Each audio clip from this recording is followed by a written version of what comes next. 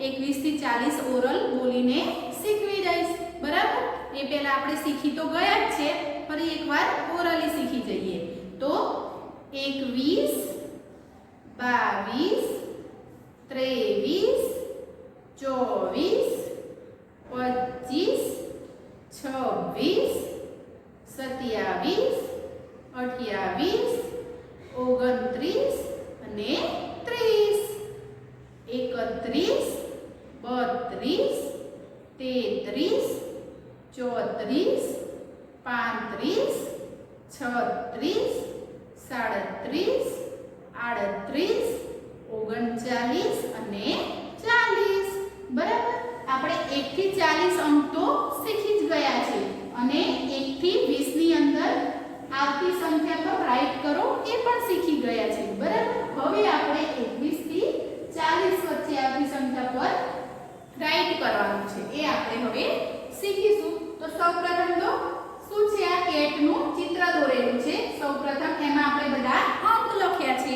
બરાબર, એમાં પહેલી લાઈનમાં આપણે જોઈએ કે સૌપ્રથમ તો પહેલું સર્કલ છે, એમાં 2 બગડા 22 છે, પછી શું છે 2 એકડા 11, પછી ત્રગડ પાછળ 35, ચોગડ પાછળ 45 અને 9 વડે 9, એકડ સાતડ 17 અને લાસ્ટમાં બગડ પાછળ 25। તો આપણે એ જોવાનું છે કે 21 થી 40 ની વચ્ચે પહેલી લાઈનમાં કયા અંક આવે છે। બરાબર, એમાં આપણે શું કરવાનું છે, રાઈટ ની નિશાની કરવાની છે। બરાબર, તો સૌપ્રથમ તો શું છે 2 બગડા 22, તો એ આપણે 21 થી 40 ની વચ્ચે આવશે કે નહીં આવે, તો આવે। 21 પછી શું આવે 22 આવે। બરાબર ને, તો આપણે આની ઉપર રાઈટ કરીશું। શું કરીશું, આપણે રાઈટ કરીશું। બરાબર, એ પછી શું છે 2 એકડા 11, તો 21 થી 40 ની વચ્ચે આવે કે ના આવે, તો ના આવે, કારણ કે 11 થી 20 ની વચ્ચે આવે। બરાબર ને, એટલે આમાં આપણે રાઈટ કરવાનું નથી।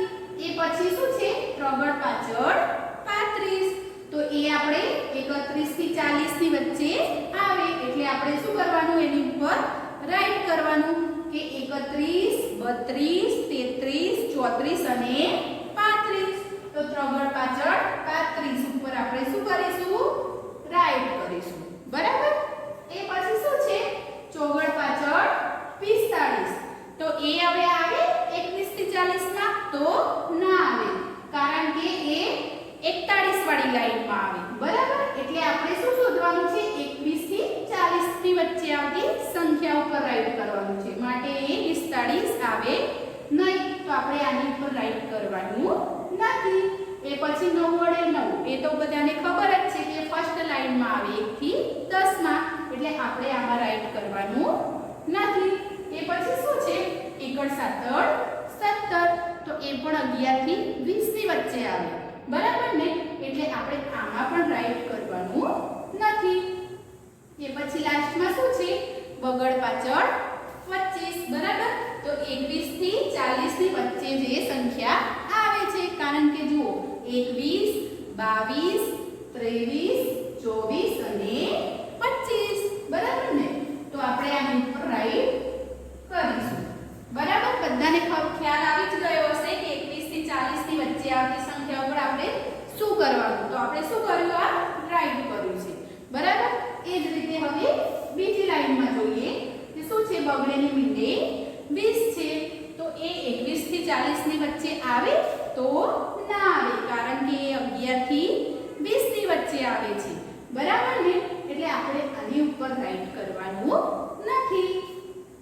એ પછી શું છે ત્રગડ બગડ 32, તો ત્રગડ બગડ 32 એ 1 થી 21 થી 40 ની વચ્ચે આવે છે। બરાબર, કારણ કે 31 થી 40 ની વચ્ચે જ આવશે, 31 પછી શું આવે 32 આવે। બરાબર ને, તો હવે આપણે આની ઉપર રાઈટ કરીશું।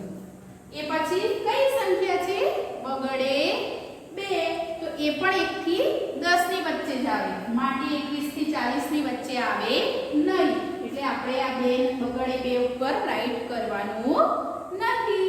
એ પછી શું છે ચોગડે ને મીંડે 40. તો અહીંયા આપણે શું લખ્યું છે? ચોગડે મીંડે 40 એટલે કે 21 થી 40 ની વચ્ચે, એટલે કે લાસ્ટમાં શું છે? 40. એટલે આ આપણે 31 થી 40 ની વચ્ચે જ આવે, એટલે આપણે આની ઉપર પણ રાઈટ કરીશું. બરાબર ને? બધાને ખ્યાલ આવે છે ને? એ જ રીતે હવે જોઈએ ચોગડ એકડ 41. તો એ પણ આપણે 21 થી 40 ની વચ્ચે આવે નહીં, માટે આપણે આની ઉપર રાઈટ કરવાનું નથી. એ પછી શું છે? ત્રગડે ને મીંડે 30.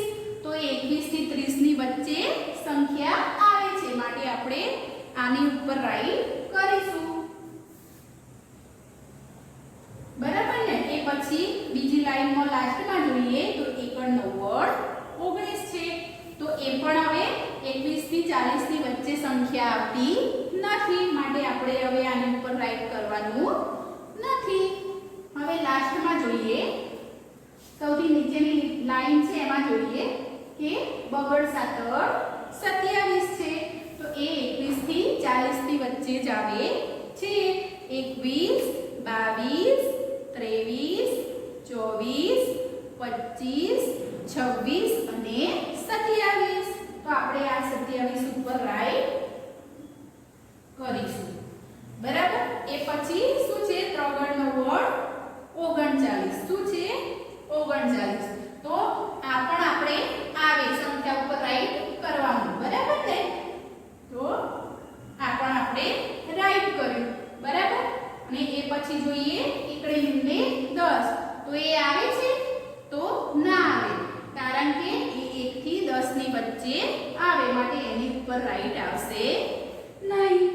એ પછી શું છે? ત્રગડ 36.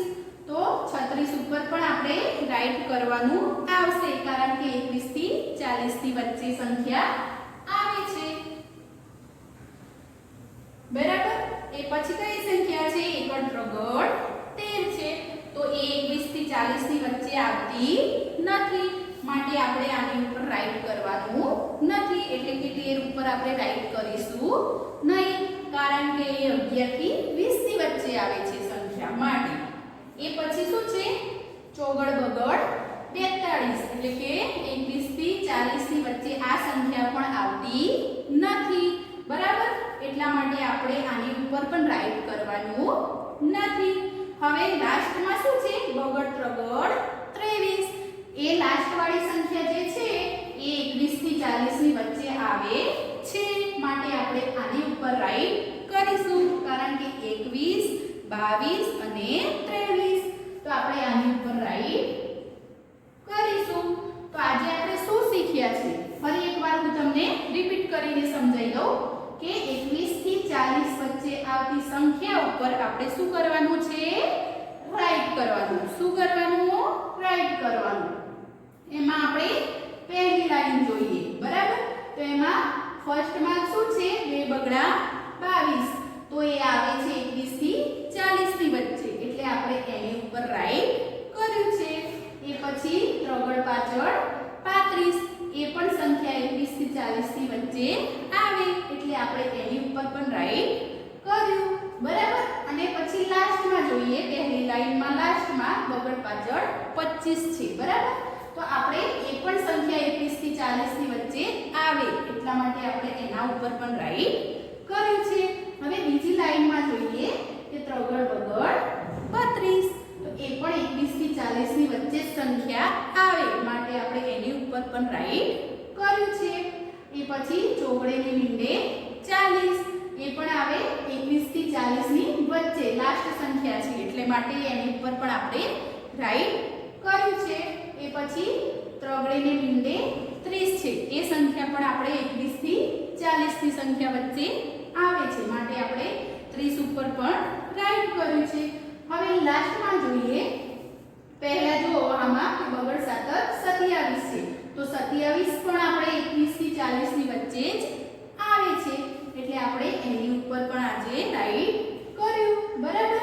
એ પછી ત્રગડ 39 છે. આપણે એ પણ આપણે 21 થી 40 ની વચ્ચે સંખ્યા આવે છે. બરાબર? એટલે આપણે એની ઉપર પણ રાઈટ કર્યું છે. અને ત્રગડ છગડ 36 અને બગડ ત્રગડ 23 એ સંખ્યા પણ 21 થી 40 ની વચ્ચે જ આવે છે, માટે આપણે એની ઉપર પણ રાઈટ કર્યું છે.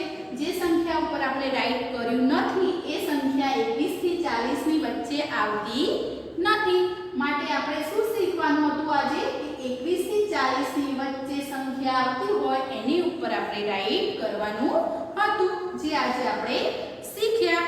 Thank you.